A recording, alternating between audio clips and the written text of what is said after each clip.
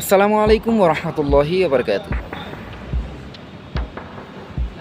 কি নিয়ে ভিডিও বানাবো ভাই? আসলে দেশের যে পরিস্থিতি, সব কিছু দেখতে দেখতে এই পর্যন্ত আসলাম। শেখ হাসিনার জামানা দেখলাম গত 17 বছর একের পর এক ইস্যু আরেক ইস্যু দিয়ে ঢাকে। তো আমাদের যে বর্তমান যে চলমান ইস্যুটা ধর্ষণ,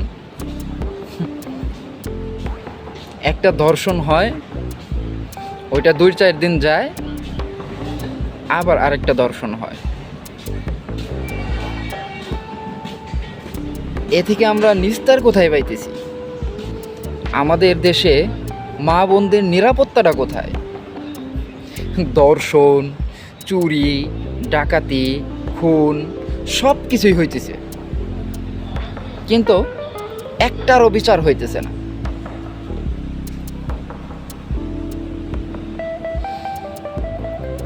সাম্প্রতিক যে ইস্যুটা, 8 বছরের শিশু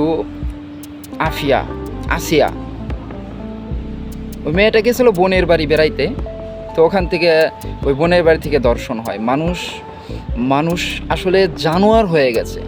আমরা তো বলি যে জাহিলিয়াত তো ছিল ওই আরবের সেই সময়, যে সময়টা কুঠুরি অন্ধকার ছিল, দিন ছিল না, সেই সময় আয়ামে জাহিলিয়াত, ওই সময়টা বলি।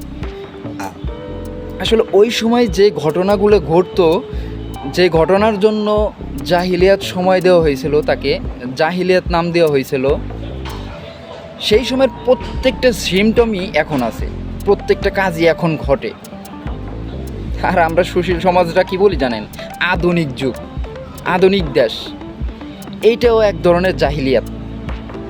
ঠিক আছে, জাহিলিয়াতের চাইতে একটু কম না এখন দেশে।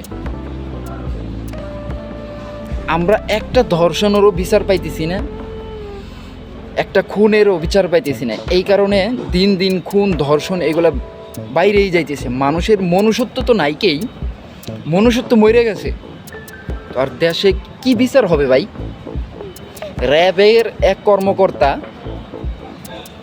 তিনি রমজান মাসে ধর্ষণ করছে, তাও একবার না, কয়েকবার ধর্ষণ করার পরে ওই মহিলাটা মারা যায়। আমার প্রাণপ্রিয় মুসলিম ভাইয়েরা এই র্যাবের বিরুদ্ধে মামলার জন্য কয়েকবার গেছে, কিন্তু আজও পর্যন্ত তার বিচার পায়নি। তো এই দেশে কার কাছে বিচার দিবেন আপনি? কার কাছে বিচার চান? এই গণতন্ত্র, সমাজতন্ত্র, সব তন্ত্রমন্ত্র একই। এই তন্ত্রমন্ত্র যতদিন থাকবে, বহাল থাকবে, কোনোদিনও বিচার পাবেন না, কোনোদিনও বিচার পাবেন না। আমাদের এই দেশে যদি সুন্দর মতো বাঁচতে চাই, আমরা নিরাপত্তা চাই, তাহলে অবশ্যই খেলাফার দরকার আছে। আর খেলাফা ভাই কেমনে আসবে ভাই? আমরাই তো আওয়ামী লীগ, বিএনপি এগুলো নিয়ে আসি ভোট দিয়ে। আরে ভাই, একটা আলেমরে আনেন না দেশ চালাইতে, একটা ভালো মানুষ আনেন না দেশ চালাইতে, ভালো একজন মানুষ আনেন দেশ চালাইতে, দেখেন আপনারা দেশ চালাইতে পারে কি পারে না, দুর্নীতি হয় কি হয় না, ধর্ষণ হয় কি হয় না।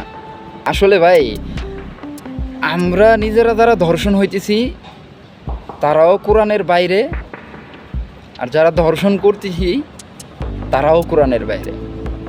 আমরা যদি আল্লাহর কোরআন দিয়ে দেশ চালাইতাম, আল্লাহর কোরআন অনুযায়ী চলতাম, আমার মা বোনরাও যদি কোরআন অনুযায়ী চলতো, তাদের কোন জায়গায় এটাই থাকা প্রয়োজন আর কোন জায়গায় থাকা প্রয়োজন না, কোন জায়গায় চলা প্রয়োজন আর কোন জায়গায় চলা প্রয়োজন না, আর দেশ কিভাবে চালানো প্রয়োজন আর কিভাবে প্রয়োজন না, সব কিছুই আল্লাহ তাআলা বইলে দিছে। আমরা যখন সোজা রাস্তা রাইখা বাঁকা রাস্তায় হাঁটতেছি, এই কারণেই আমাদের এত সমস্যা হচ্ছে। আর কাদের কাছে বিচার চাইবেন? আপনি যার কাছে বিচার চাইবেন সেই একজন ধর্ষক, সে একজন খুনি, সে একজন ডাকাত, সে একজন ঘুষখোর। বিচার চাই পাইবেন না তো কারো কাছে। আপনার যেখানে যেখানে ঘুরলে যেখানে গড়লে আপনার লাভ হবে, আপনি সব কিছু থেকে মুক্তি পাবেন, সেইখানে ঘুরেন। আপনি এখন হ হ করতেছেন, দিন শেষে যখন নির্বাচন আসবে আপনি ভোট দিবেন বিএনপি না আওয়ামী লীগ। তা আপনার সাথে ঘটবে না এরকম কাজ কার সাথে ঘটবে? আপনারা তো গোড়াই ঠিক করেন না। আপনারা গোড়া ঠিক করেন, ঠিক আছে, সব কিছু ঠিক হয়ে যাইব। আমি মনে করি এই যারা দর্শক তাদেরকে ঢাকা শহরের ভিতরে প্রকাশ্যে রাস্তার মোড়ে আয় ফাঁসি দেওয়া হোক তাদেরকে। 2-4 জন ফাঁসি দিলেই মোটামুটি সব লাইনে চলে আসবে। আর সবাই পার পায়ে যাইতেছে দেখে এরকম হচ্ছে। আশা করি সকলেই বুঝতে পারছেন। এ নিয়ে আর কিছু বলার নাই আমার, আসলে এ নিয়ে বইলেও লাভ নাই। আর আমরা কাদের কাছে দাবি জানাই? জন্মের পর থেকে দেখতেছি ইস্যু হইলেই সরকারের কাছে দাবি জানায়। যারা দাবি জানায়, যারা হকের পথে দাবি জানায়, উল্টা তারাই দাবার খায়, তারাই গুলি খায়, তারাই রক্তাক্ত হয়। এই দেশের মূলনীতি এরকম। ভালো থাকবেন সবাই, আর কিছু বলবো না।